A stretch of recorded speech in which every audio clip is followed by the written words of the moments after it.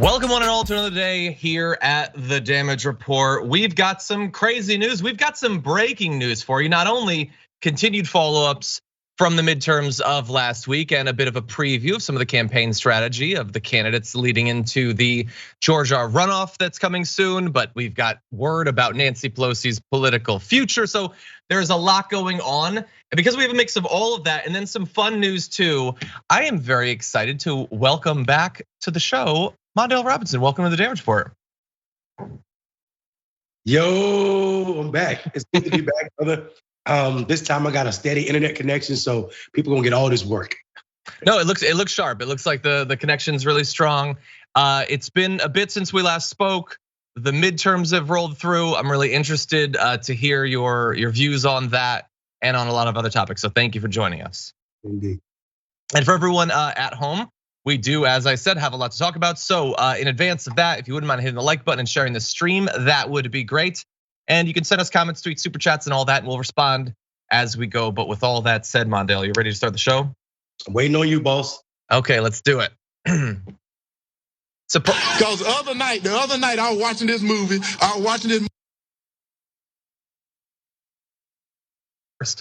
Surprise news this morning, Nancy Pelosi announcing what actually lies in her political future. We found out yesterday that she is not gonna be the speaker. The Republicans have taken the House of Representatives, and we'll be talking about that more on the show. But that still leaves what she would do as a member of the minority party. And what we're now finding out is that she's gonna be stepping down as effectively the leader of the Democrats in the House. She is not stepping down from Congress. She is stepping down from her position in leadership. And that could be a prelude to not running for office again, or for all we know, she could run for another decade. That remains to be seen. But she gave a speech, which it looks like all of the Democrats attended and a handful of Republicans. And she talked about her legacy and what she feels she accomplished and what she hopes for going forward. She does say during that speech that she thinks it's time for a new generation to lead, but don't go crazy thinking she means like Katie Porter's taking over or anything. Like, it's still gonna be a lot of the same sorts of figures in Democratic leadership. Maybe Hakeem Jeffries taking over, although God only knows who could end up being. We know Steny Hoyer, despite being 83 years old, apparently is still waiting in the wings, thinking maybe this is his time to shine. And obviously I have a lot of thoughts about Nancy Pelosi, but regardless of what we think, this is historic. She's the first female Speaker of the House for 8 years. She's been in charge of the Democrats for basically all of the time that I've been following politics. Mondale, what do you make of this announcement today? It seems like it's one election too late. I don't understand before you step down, or why she stepped down as a leader when she should have stepped down as leader and not run for re-election. I just feel I feel strongly about the fact that there's 3 generations behind her old enough to vote, and we should acknowledge that. Yes, it is time for new leadership, but not just in the ranks of leadership, but in Congress, so they can walk their way through Congress and become. Frost should not be the only Gen Zer that is in Congress right now. So the fact that we only have one Gen Zer and we have all of these people from baby boomer generations, even though they're not the majority anymore, representing leadership, shows how disconnected we are. This is the same thing with the Supreme Court. It is the oldest it's ever been. And we have a generation, 2 generations that are the largest generations ever in this country, Z and millennials, and none of them are represented in all of these spaces. So whoop-de-doo, you stepped down once if she stuck around. I feel like if the Democrats would have maintained control, there's no way she steps down. So this is not really stepping down. This is you just, saving face. Yeah, I think if anything, it's announcing that she's not going to wait around to take over again in 2 years if the Democrats were to take over the House in the 2024 election, I guess. I'm being told by the audience, apparently Steny Hoyer has now announced that he is not going to be pursuing a position in leadership, so that's good. Stepping down when you're not, like, we know you're not gonna be the speaker anymore. And again, it doesn't mean that she wouldn't have a position of authority amongst Democrats as a member of the minority party, but she's gonna have that anyway, considering all of the connections she has. So again, it reminds me of earlier this week, Jeff Bezos announcing that when he dies, he's gonna give away like all of his money or a bunch of his money to charity. It's like, that's good, but is it really charity if you're giving something away that you can't use anymore? is it really stepping down if you've been forced out? I know that it's not a perfect analogy or anything, but I don't know. Like, it would have been much stronger symbolically if the Democrats have taken over once again in the era of Trump, and we're gonna put someone young, representative of the progressive wing of the party. That just would have been a much stronger symbol than, I guess I'm done, we just lost. I don't know. It seems like a weird way to go out. Yeah, I think you're right. And I don't think that's a stretch, the analogy you made with Bezos. It is exactly the same thing. I'm gonna give it away when I can't use it anymore. Basically saying, and I also think it's kind of, there's some arrogance to that idea too, because I feel like what you're trying to do is create a legacy beyond your life.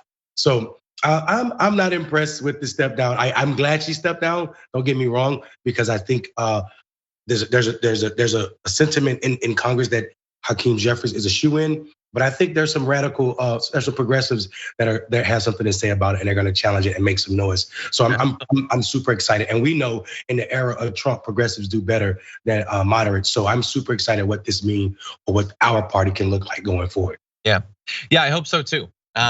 And I know maybe there's some people in the audience who are like, why are you guys being so down, or it's historic and she's leaving. And I get that. And by the way, if you just want to hear good things about her, there's gonna be a lot of news coverage that's going to provide that for you. I am acknowledging it is historic and obviously very difficult to maintain this position of authority for so long. And I am sure that if I were so inclined, I could come up with things that the Democrats were able to accomplish that they would not have been able to accomplish with some other speaker at that period. Sure. But I also remember what she did to Jessica Cisneros, and I remember the position that she's taken on insider trading in Congress. I remember what she said about the new green dream or whatever when the progressives started talking about that in Congress. Like, I remember the positions she held where she stood trying to hold back that new generation that she now says she's so interested in. I know the condescending way she's talked about the progressive wing of the party. And so we have to balance those things. It's always gonna be historic, and some of it might even be good, but she is taking a lot of bad positions. And one of her strongest suits as a leader is, as everyone acknowledges, she can raise a ton of money, which is overall probably good for the Democrats until we get rid of money in politics. But where has she gotten that money from, and what strings have been attached to that money over the past few decades? These are questions that I think deserve to be asked. That's all. Yeah, I mean, and let's be serious. Nancy Pelosi there's gonna be a CNN special about Nancy Pelosi for two that's gonna run 2 weeks straight. So let's just it's not our place as progressives to give her flowers right now, because like you said, there's been some serious setbacks for our way of thinking under this leadership, and we should acknowledge that. Yeah, the only question now is who will play Nancy Pelosi in that special, and I would love to see chat throw out some names.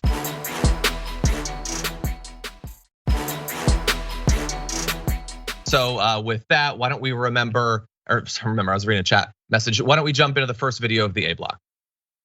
Because the other night I was watching this movie. I was watching this movie called Fright Night, Freak Night, or some type of night. But it was about vampires. I don't know if you know vampires are some cool people, are they not? But I'm gonna tell you something that I found out. A werewolf can kill a vampire. Did you know that? Okay, so for everyone who has said that Herschel Walker is not willing to do the work and learn new things before becoming a senator, that is not true.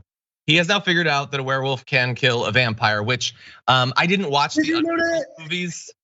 So I guess I suspected it would have been an interesting fight, but I don't know for sure who would have won. I think it depends on the werewolf and it depends on the vampire. Is it a daywalker?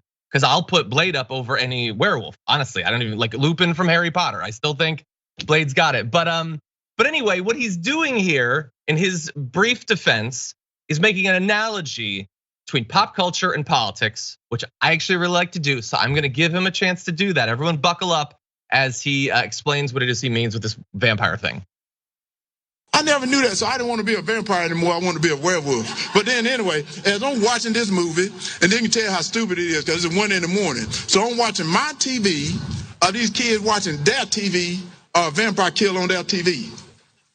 So you know it's kind of stupid, but I'm still watching though. As I'm watching this show, what was funny, these kids had a vampire in their attic at their house.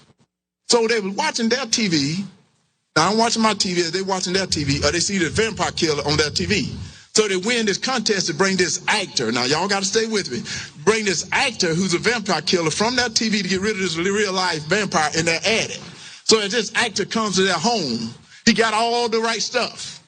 He got all the right stuff because you got to have a stake and got to have a thing to kill him in the heart. And he got a necklace of garlic because that worked. I don't know what it does, but it worked. You got to have a cross because it burns. I know that worked. And then all of a sudden, this is what was so funny about it. As they're walking through the house, this guy's got the holy water. He's blessing the house, this actor. Now, he's all fake. He's blessing the house with this holy water. They walked upstairs and this vampire looking real good in this black suit. Whoa, that sounds like Senator Warnock, doesn't it? Looking all good in this black suit, floated from the ceiling. He floated from the ceiling looking good and cool. Okay, I was so happy once he finally mentioned Raphael Warnock. I was like, oh, that's where he's going with this. It's an analogy to Raphael Warnock being a vampire or something. I didn't know where I was supposed to cut the video because it's just this long rambling mess. And in his own analogy, Raphael Warnock looks really cool. I guess maybe he's trying to present him as being overly slick. I don't know, Mondale, what do you make of that? I'm not frozen, but I'm frozen. Yo, I cannot. This can't be written. If you made a movie that was a parody, this would be too far. This would be too far. Did you know vampires are very cool people? Did you know that? They are. What is going on with this? How are we in a runoff with this person as a candidate for the United States Senate? I'll tell you how. This is where the Republican Party has found itself. People are in the front row of this speech, hanging on to every misguided word with this horrible analogy of making the preacher a vampire that float down from the sky in a cool black suit. I am tragically bothered by the fact that Herschel Walker is in a runoff in the United States in 2023 for an elected seat. But be not fooled, because we know this is no different than Trump. This is no different than Ronald Reagan. Really, we like to glass over the fact that the Republicans have been in this dumb position for a long time. Ronald Reagan was not a brain. Trump was not a brain. And if you look at this pathway, the trajectory that Herschel Walker leads right through Ronald Reagan and Republicans' willingness to win over anything. I mean, partisan victories over anything is on display every time I hear Herschel Walker talk about vampires, kids, or anything. Yeah, you're totally right with those examples. And look, we can go further. I mean, it's not the same. It's not the Senate, but is he necessarily dumber than Louis Gohmert? Not necessarily. Like, does he know significantly less than Lauren Boebert about policy? I don't know. I'd have to test him to find out for sure. Herschel Walker is maybe the worst at hiding how ill-equipped he is, but there are tons of them that did not get picked because they were the best in school, or they paid attention the most, or they've read the most books. He does talk about vampires more than most of them do, but anyway, I have a substantive point I want to make about this, but against all odds, that's not actually the entirety of his argument. So I'm going to let him finish his little vampire thing, and then I'm going to tell you why I actually really don't like what he's trying to accomplish here. And I'm thinking, whoa, they better get out of that house. If somebody float from your ceiling, get out of that house. That's not your house. But as he floated from the ceiling, the kids jumped behind their hero. As they jumped behind their hero, the guy jumped in front of him with this holy water, threw it on the vampire's forehead. He covered his eye. And he took his hand away. He started laughing. And he said, that don't work. He took the cross, he put it on the vampire's forehead. And the vampire didn't even do anything. He said, that don't work. And that's the way it is in our life. It doesn't work unless you got faith. It is time for us to have faith. We got to have faith in our fellow brother. We got to have faith in this country. We got to have faith in the elected officials. And right now, that's the reason I'm here. Could you have faith in the elected official that is Raphael Warnock? Like, he's in office right now. So did the guy in the movie not have faith? What is with this analogy? I don't get it. But look, at the end of the day, it's like Mondale was saying. This is goofy and clownish, but what is the lesson of what he's saying here? That Raphael Warnock, a reverend, is an undead, unholy, evil creature that needs to be killed and can be killed if you have enough faith. If you have enough faith, then you could have scarred Raphael Warnock's face with holy water. You could have burned through his skull with a cross. If only we'd had more faith, we could have killed Raphael Warnock, the vampire. A guy who, if he brings anything to this position, it is his religious Christian bona fides. And they've turned that into an actual liability, pretending that he is in fact the Antichrist. Well, of course he is. He's a black man, right? And the irony is it's coming from another black man. And this analogy was broken in so many places. I mean, like, who is he in this analogy? I mean, is he the house that they need to get out of? I would say so, because this vampire is floating from his ceiling or something, except for thoughts. Here's what I would say. I would say, if I like what you did, because it points out the fact that this demonization of a black preacher, and also understanding the history, especially at that church, Ebenezer, and in the South in Atlanta, the meaning of black pastors to the black community is something serious. And so to have a crowd that is basically all white sit there and go along with this analogy, talking about killing a preacher with faith, is exactly what they were trying to portray. And it is absolutely, as we sit here and giggle at Herschel Walker and his silliness, it is exactly what they were trying to portray, that this black man can't be holy. He's too slick. He's too chocolate. We should kill him with garlic. Yeah. Or tomato. Yeah, and it's a clear projection. It's like he knows that his weakness to conservative voters would be that Herschel Walker doesn't appear to have lived a life that matches up to the values they say they hold on certain topics. So forget that, don't focus on that. Turn it over to Raphael Warnock, which he's gonna do in one other area. We're gonna get to that in one sec. But first, people have tried to actually figure out what movie he's talking about there. Now, he listed a couple of potential titles. He doesn't seem to know, even though he said he was watching the movie like last night. So Tom Holland's, not that Tom Holland, 1985 Fright Night and its 2011 remake both center vampires in their story, though neither feature werewolves, nor do their stories resemble the plot explanation Walker delivered to a crowd of unsuspecting supporters. Now, I would say, to play devil's advocate, I bet he is thinking of an actual movie. I just have no idea what that movie is. Does anyone in the audience know about the kids going in and they throw the stuff and they put the thing, but it doesn't work because they don't have faith? Does anyone know that? I don't know. Yeah, he was probably watching Vampires in Brooklyn. Maybe, I don't know. Anyway, it's tragic.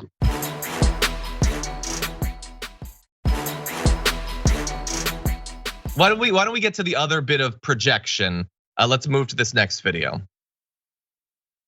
And then he even paid himself for child care, all that stuff. Why don't he keep his own kids? Don't have nobody to keep your kid. You keep your kid. Then you got somebody else keeping. I keep my own, even though he lied about me. But it's okay. It's okay because he's trying to get your vote. Don't let him trick you. Try to get your vote.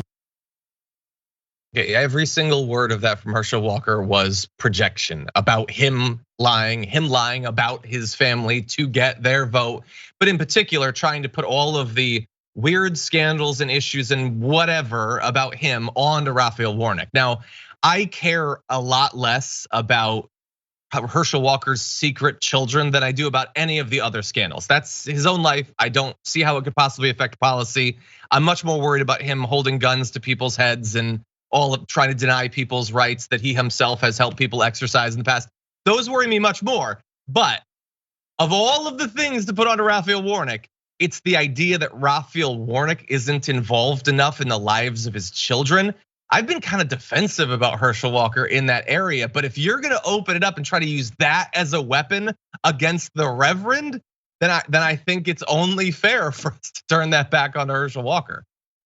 Listen, I mean, this is a non-story. This is the ridiculousness, and you're absolutely right. This is absolutely projection because, first of all, there's nothing illegal about using campaign finance with, finances to pay for childcare. This is how we expand it to more women, so more women can actually have access to run for office. So that's the first thing. Secondly, he caught himself in the middle of the second sentence. He was like, that's what he tried to use against me. And I was like, yeah, you just realized this might not be a road you want to travel down because you are the deadbeat dad, according to your kids. Your own kids said you didn't give them enough time, not anyone else.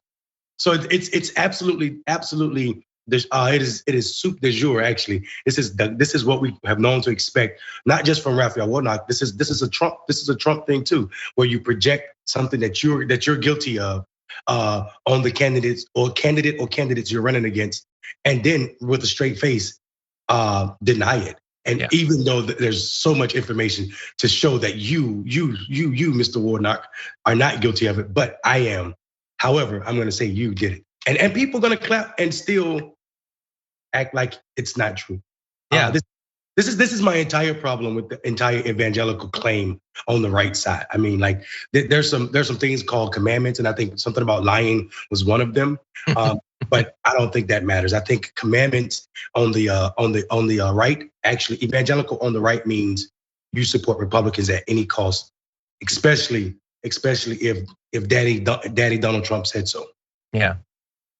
We also, while I don't rule out that there are some conservatives who genuinely like Herschel Walker and believe that he's actually qualified for the position or whatever, I don't think that's most of them. I don't think that's why they're supporting him. So if he comes up there and just does obvious lying projection or whatever, and it's clear that he's talking about his own scandals, many of those Republicans, why would they care about that? He's in there to be a vote for the Republicans, not because he's the more moral person in the race or whatever.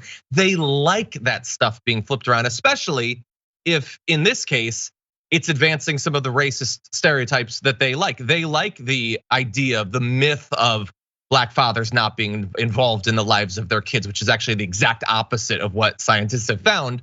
So him turning that around as a political attack, they like that. They especially like that it's Herschel Walker that's doing that. Doesn't matter that it's a lie or that it's transparent or whatever. They just like that being what the race can temporarily be about. But I want to give Raphael Warnock a chance to respond. He did put out a statement about what you saw in that video, saying, to say that he lacks self-awareness is an understatement. We've only learned about most of his children during this race. There are 2 men in this campaign. One has been missing in action for his family, and that person is not me. I know that politics is ugly. People play all kinds of games, unfortunately. But Herschel Walker and his allies have crossed a line where my family is concerned. I want to set the record straight. My children live with me. I am present with my children in every way that a father should be, from breakfast in the morning to bedtime prayers at night. I can't continue to let him lie about my family. I don't know him. I don't know his family. I've never seen TikTok videos made by Raphael Warnock's kids about how he was a bad father. Can't say that about everybody in the race. Anyway, any final thoughts? I just want to say that, like, I appreciate that he started out with the lack of self-awareness. It is on display. Herschel Walker has no self-awareness, and actually, if he did, he probably wouldn't be in this race, or any race for that matter, unless it's a foot race where he probably could win. I don't know, but it is absolutely tragic that we are at this point in American politics. We've already had our democracy downgraded after the 2020 election. I don't know what would happen if Herschel Walker is a senator, elected Senate, and people shouldn't write it off as if he doesn't have a chance to be Senate. I mean, we are in a runoff because enough Georgians put him in this position. So we should be extremely scared at the fact that Donald Trump has announced and his candidate is still the last candidate on the 2022 ballot. Yeah, we should be very worried. Right now, like among the worst outcomes of the midterms is like JD Vance, I guess. We were able to avoid Oz and Lake and Mastriano and Bolduc and a whole bunch of them. But there is still the chance that perhaps the least qualified, if not the most conspiratorial candidate of this cycle could still slip through. And so everyone should have their eyes on the prize of the runoff, make sure that it doesn't happen. Anyway, we're gonna go to our first break. We come back, we're gonna talk about one of the other big outcomes from the midterms. It was just decided in the last day. We'll have that for you and more after this.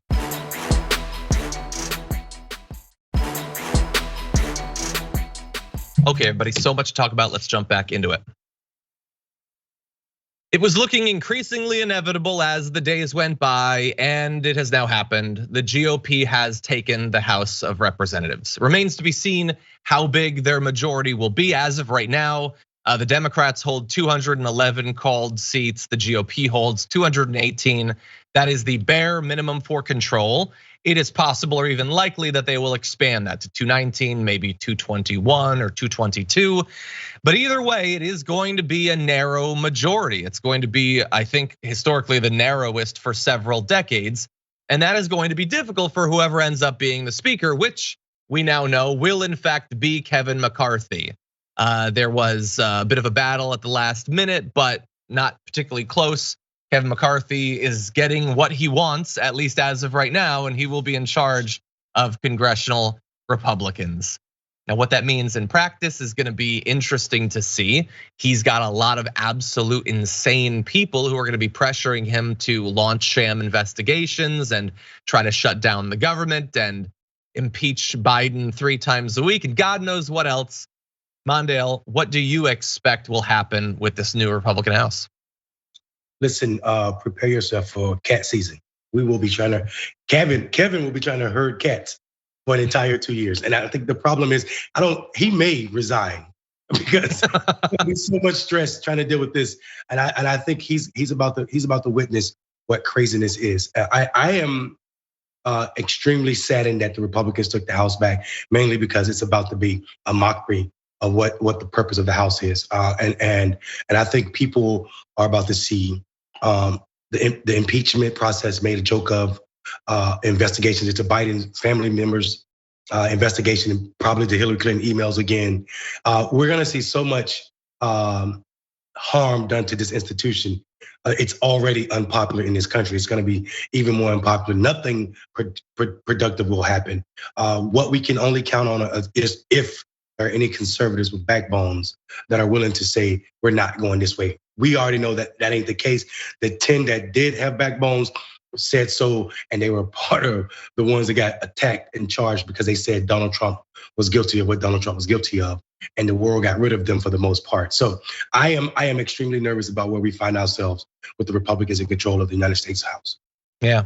Yeah, we're gonna, over the next 2 years, we're gonna see a lot of ridiculous investigations into absolute nonsense that will be difficult to even follow because I don't spend a lot of time on 4chan or Breitbart or whatever.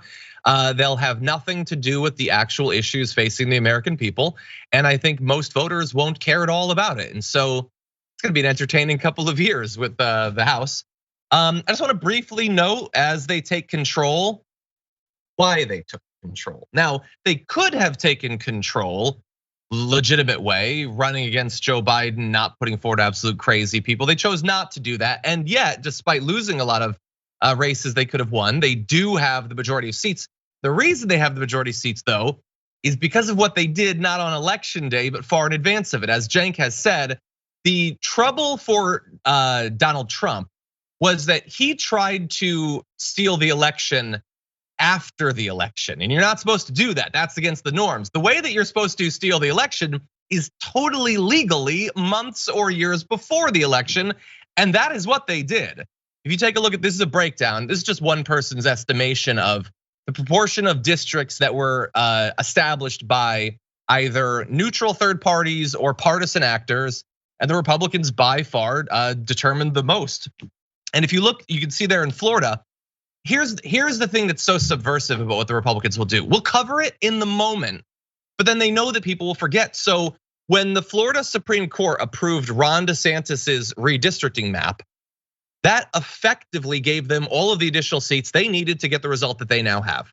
The Republicans already made a gerrymandered map that was not reflective of the actual partisan breakdown in Florida. Ron DeSantis looked at that and said, that is not nearly corrupt enough. So he vetoed it and created his own insane gerrymandered map. And the Florida Supreme Court, some of the justices of which he put on that court, said, yeah, that's totally acceptable.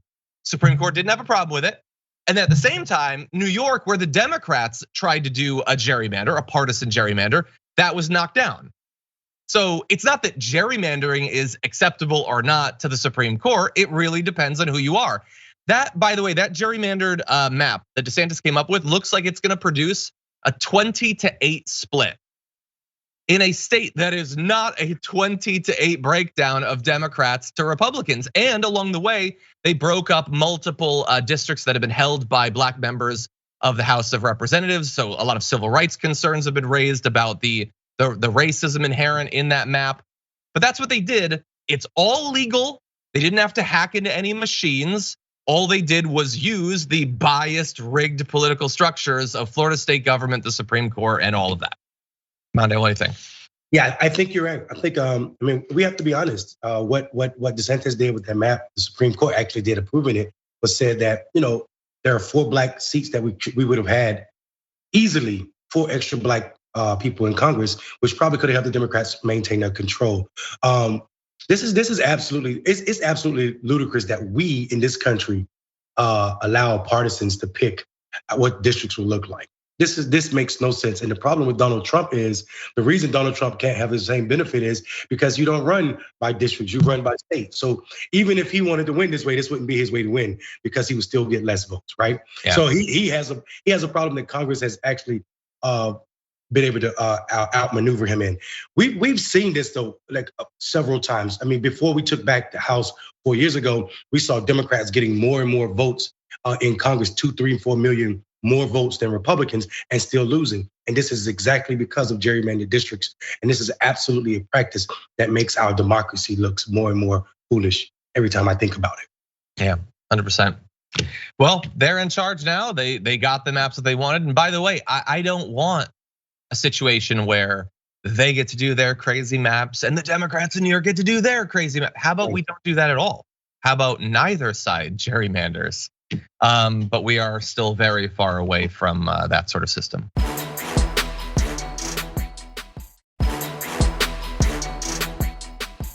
Okay, why don't we jump ahead to the C block if we can get ready for that. Time she is, as always, a wasting. So you wanna give me the thumbs up when we're ready to go for the C block? I'm gonna read a comment. Oh, Mickey C, the silver-haired dragon says, welcome back, Mondale. We love having you here. Very nice, Mickey C, thank you. Not Weasel says, it makes a guy a little sick to my stomach to hear Jim Jordan will chair the Judicial Committee. Yeah, that's, oh God, I hadn't even thought about that. But Ashley, are we good to go? Okay, let's jump into this little update. Kari Lake is not going anywhere, apparently. She's been advised by her inner circle to not try to contest the results of the election, that it would look bad, that it could hurt her going forward, that it could hurt the Georgia Senate runoff, but no, she's apparently not done. You can listen to her tell it.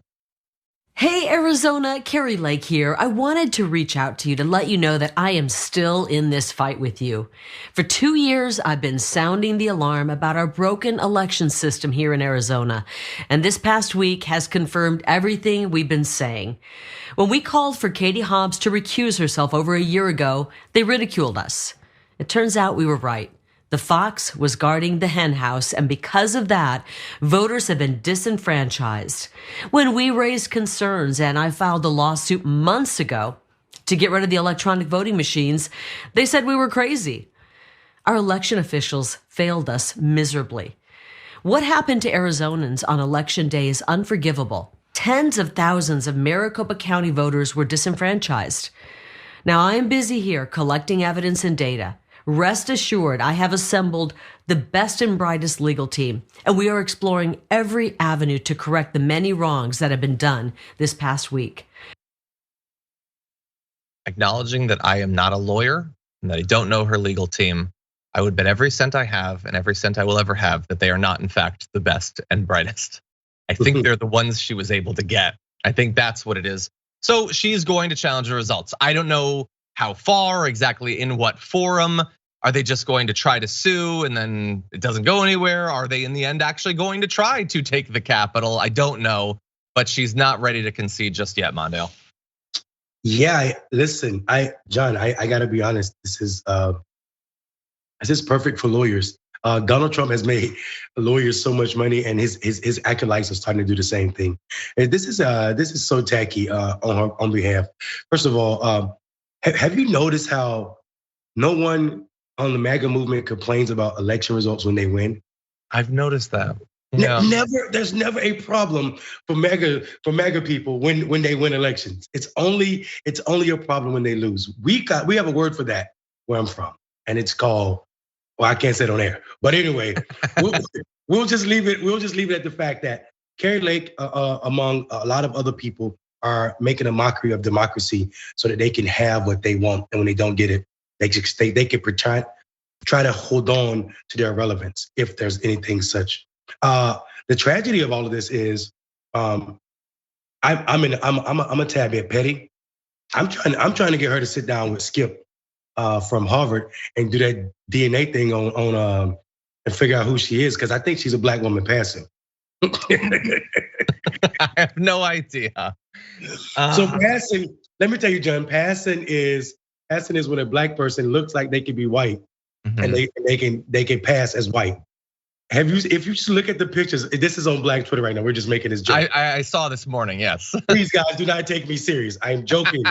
I'm joking like she's joking about thinking she's won this election. But no, in all seriousness, Carrie Lake is a petty person, and we know that her not conceding shows what we already know about all of these MAGA people. They don't care about party. They don't care about anything except for their selfish gain. And since she didn't get the results she wants, she don't care if she sacrificed Herschel Walker in Georgia. I don't either. I don't either. She don't care if she makes the Republican Party look bad. I don't either. She don't care if she's wasting donors' money, because it's not her money that's gonna pay for those lawyers. It's these people out here believing her and Trump lies. I mean, this is the same person who was praising white nationalists. So I'm keep it going, waste the money, but we already know the results are the results. And there's nothing wrong with electronic voting machines in America. They've never have been.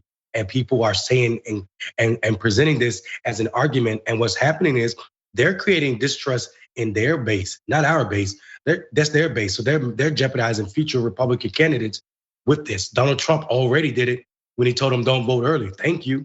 Not voting early gives you 1 day to vote. We're cool with that. Sit at home and don't vote early. Let us rack up the numbers. So I think keep on saying you don't want to vote with electronic machines. And when people show up and they see them, they walk away. We're okay with that. 100%. And I will add to that, since Carrie Lake has now announced that we can't trust the results of this election and close elections are especially suspect, I would like to retract what I said earlier in the show when I said that the Republicans had taken control of the House. Because David Schweiker, Republican, it looks like he won his congressional race in Arizona by less than 1% of the vote, just 3,000 votes. I have no faith in that. Throw that result out. It looks like the Republicans are still 1 seat short. Or alternatively, you can believe that the Democrats rigged the gubernatorial race, but then decided, let's let him have the House as a present, just to be nice about it. Because multiple Republicans won in Arizona. Again, as I said on the show yesterday, why do the Republicans still control both seats of the Arizona State House if the result was rigged? Why would any of this happen? They just rigged the system for Carrie Lake specifically. If that was the case, why didn't they rig the primary race earlier this year? And then you never would have had to have Carrie Lake actually run in the general election. None of this makes any sense. Anyway. Yeah, she didn't question. Speaking of questions, she didn't question the results of the primary. Probably because she won. And I think you make a great point. Like this idea, this lack of thought into this conspiracy about rigged elections. We see Republicans winning in important places, like taking control of the United States House, which controls the purse, the budget strings. So you're telling me the Democrats were willing to say that it is more important to control the governor's mansion in Arizona than it is the federal budget. It lacks any thought. And what we know is thought is not what these people are famous for or why we know them. We know them because they're willing to spew the hate that's necessary to rile up their base. Yeah. Period. 100%. Period. And say whatever they need to. She switched parties. She switched basically her entire identity in the lead up to running as a Republican. She made herself whatever she needed to be to have a chance at this thing and to possibly be Trump's VP pick, although that remains to be seen. Anyway, with that said, we're gonna take a short break, respond to some of your comments. When we come back, we're gonna touch base with next steps after Republicans destroyed Roe v. Wade, where are they going next? And we're gonna be taking a look at some of the efforts to fight back against climate change that have been announced at the big meetup in Egypt right now. So more on that after this.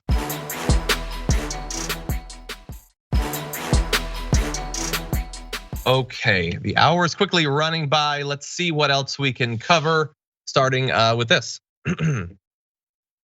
ProPublica has been able to acquire some audio from a meeting between a group of lawmakers and an anti-abortion group where they broach some of their prospective next steps when it comes to fighting back against abortion rights and related rights. Take a look at this. And maybe your caucus gets to a point next year, 2 years from now, 3 years from now, where you do want to talk about IVF and how to regulate it in a more ethical way or deal with some of the contraceptive issues. But I don't think that that's the conversation that you need to have now. I would not recommend having it now in the context of your current pro-life law. So take a look at that. Take a look at how simultaneously radical and cowardly and dishonest that is. These anti-abortion radicals are like, oh, so we've been going around and saying that we're like totally not gonna come after IVF or whatever, but we totally wanna do that. And you should totally do that, but not right now. Don't do it right now. People are a little bit spooked right now. We're gonna strip those rights away, but let's not do it right now because we know that people don't like that. We know they don't agree with us. We know that we're radicals outside of the mainstream.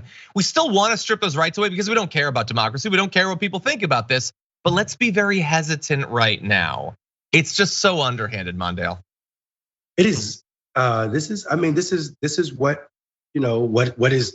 I think McConnell said this out loud earlier. Like they're gonna go for the full ban of everything related to a woman's right? And I think this is absolutely disgusting. And Steve Billy looks like a person that would be leading this effort to lie about what the end goal is. We should never take anything pertaining to Roe v. Wade and what they're saying immediately on face value. We know that they've been fighting this. This has been their fight since Roe passed. And there's been entire colleges built, Liberty University, on this lie. And I think we should be extremely, extremely, extremely cautious and attentive to what this effort is and where it's going to lead. We are in serious trouble right now because what we do know about these Republicans is that they are usually 10 years ahead of us. This is why we're in this gerrymandering district problem right now, that we're fighting things that they did 10 years ago and still not making up gains. Yeah. And remember, by the way, as this video comes out, we were told that you guys are being alarmist earlier this year. Why are you talking about them coming for these other things? They're not gonna do that. They're gonna be totally satisfied. Once they get rid of Roe v. Wade, that's all they want. They'll never go further than that. Why are you trying to scare people with the stuff that they're actually talking to lawmakers about? IVF, and by the way, emergency contraception. Because never forget that while these people are obsessed with these topics, they don't understand even the most basic facts about how any of this works. They're not abortions. It should be perfectly acceptable if they were, but that's not actually what they are. They don't know, and of course they're not satisfied. Look, I'm sure there are some religious conservatives that honestly just have been convinced that abortion is the most important thing in the world. But for others, this is a tool to use to win office. That's all it is. And they will strip whatever rights they need to away to get their base fired up. And for others, they're just reproductive Karens. That's all it is. They don't like the idea that other people have bodies and use them, that they exercise autonomy over them. And so every right they strip away, they're gonna look for some other way that they can get involved in your lives and in your choices. And so I'll remind you, and I sometimes I gloss over things on the show and I apologize for that, but this is IVF. So this is how couples that are having trouble reproducing get assistance. We're told constantly by the Republicans that we're not having enough kids, and the subtext is often that white people aren't having enough kids, but whatever, they want more kids.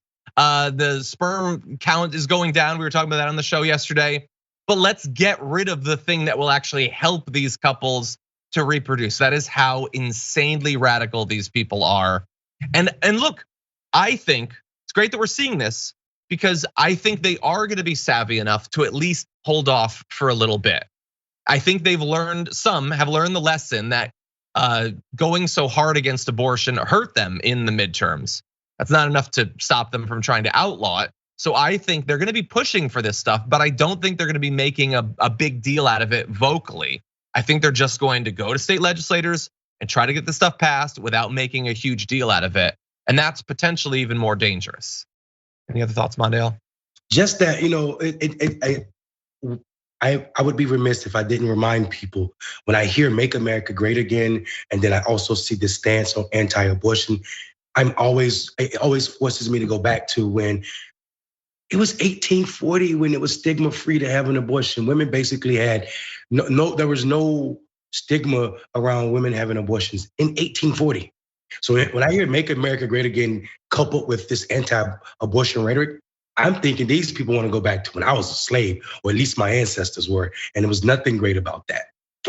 This backward, regressive thinking about anybody's right but for white people, specifically white men like John, I'm a little nervous. Not John himself, but white guys that look like John. I understand the concern. I hope you do, John, because we're laughing and joking, but this is a serious thing that we're coupling greatness in America with this type of, and anti-abortion is just one of their. It's just one of their things. There's so many more regressive ideas that these people would be happy with. The idea that we talk about borders, the way we talk about our borders as if we're not a nation of immigrants, the way that we talk about the poor as if we're not the people who fed or try to feed everybody during the Great Depression. So I think that we have this historical absentness in the way that we cover policies when we're repeating or combating Republican talking points, and it leaves us dumber as an entire country. Yeah. Well, hopefully, my hope would be that people will learn a little bit about the actual science of this. If for some reason they think that this is something we should be debating after literally decades, I would hope that our representatives would have a little bit of the knowledge of what this actually entails in terms of the science. But at least for right now, I feel confident that this is not a position that people are going to agree with them on.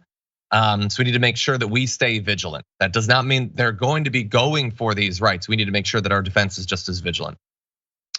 Anyway, we're running low on time. I want to make sure that we get to this last story. So let's launch into our E-block whenever we're ready.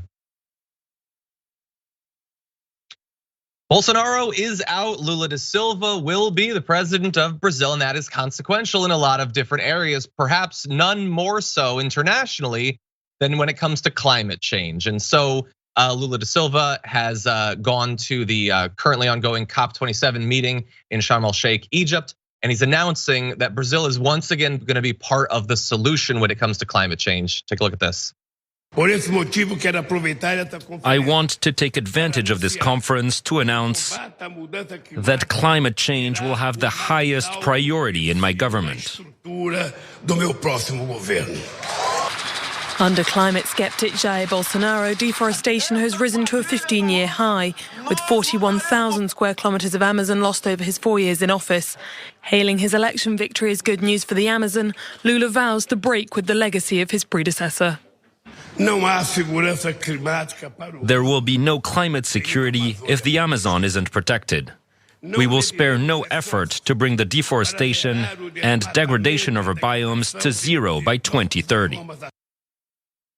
So everything that Lula is saying there is great, and I'm glad that this is something that they're going to be reversing on, because Bolsonaro was an absolute like apocalyptically terrible when it came to his approach to the Amazon, not just to the actual natural resources of the Amazon, but the indigenous people that live in the Amazon. He would have been perfectly happy to set fire to both of those things. So good that Lula's now going to be in charge. That video that they were playing, the little B-roll of the Amazon being destroyed over time. We've shown people in prior coverage how much extra deforestation there's been since Bolsonaro was president. Thank God he's not going to be in charge of that anymore. Mondale, what do you think? I actually, and I looked at you at the same time, John, when that video played and showed how much open space was created on the Bolsonaro. It was absolutely scary, and you cringed like when I cringed. And yeah. I think people forget that. Don't think because it's a different continent that it's directly not related to us. I also want to acknowledge that Lula went a step further and criticized America and other developed nations for not keeping their end of the bargain, but ensuring that we as developed nations are responsible for global warming way more than the underdeveloped nations, and we've not kept our end to fund them as they are hit harder by the effects of climate change. So I appreciate that criticism coming from him in this moment. That's a point of clarity that we don't see usually with incoming administrations as it pertains to talking about the climate and being serious about it. I also think it's worth mentioning that he said that he will raise a new ministry for indigenous people to try and combat some of the harms created by the past administration. So that too is worth noting. Yeah, much needed. There's been a lot of violence over the past few years against both indigenous people in the Amazon as well as environmental activists working in that area. And to your prior point, Lula specifically pointed out that back in 2009, there was this promise amongst a large group of industrialized countries that they were going to be providing about $100 billion a year to different developing nations so they can put together projects having to do with climate change to mitigate some of the negative effects, which again, as Mondale was saying, they did not contribute to nearly as much as we did. We're experiencing some of the harm of climate change. They're experiencing more of it, even though we're the ones who did most of the emitting. So don't forget that. Anyway, good to see Lula leading in this area. Hopefully we will join him. That is unfortunately all the time we have for the first hour of our show. Thank you to those on the linear platforms or on the podcast. But if you're on Twitch or YouTube or other platforms, we've got a lot more show to come in the aftermath, so don't go anywhere.